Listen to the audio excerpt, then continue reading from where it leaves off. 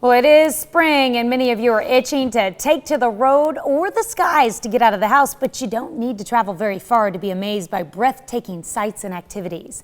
This morning, we kick off our 4-state Staycation series in Neosho County, Kansas. KOAM photojournalist Leanne Mandelbaum takes us inside a prehistoric exhibit with a modern twist. This is the Erie Dinosaur Park, and we have the collection of the dinosaurs that were made by Mr. Robert Doris. He made all of these out of spare automobile, tractor, motorcycle, any kind of a metal part he could use. I believe there's even some wrenches on some of them.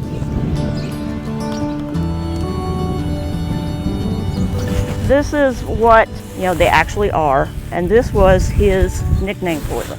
The family, after Mr. and Mrs. Doris's death, donated them to the city so that they could bring people to Erie as an attraction. Now the Brontosaurus, or the Apatosaurus over there, that's Detroit, because they said that was made out of a lot of parts coming out of Detroit.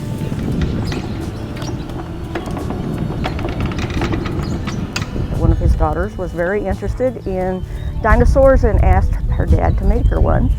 And after a trip to the Smithsonian in the 80s, he came home and decided that he could build his own dinosaurs. So how have people in the community reacted to this? It's been very favorable because a lot of people didn't think that with these being on private property that they should go look at them. Where here they can walk up to them and they can look and say, well, this is that part, or this is a transmission. The family, they like that people can come see the art now. They like it where especially the kids can come see it.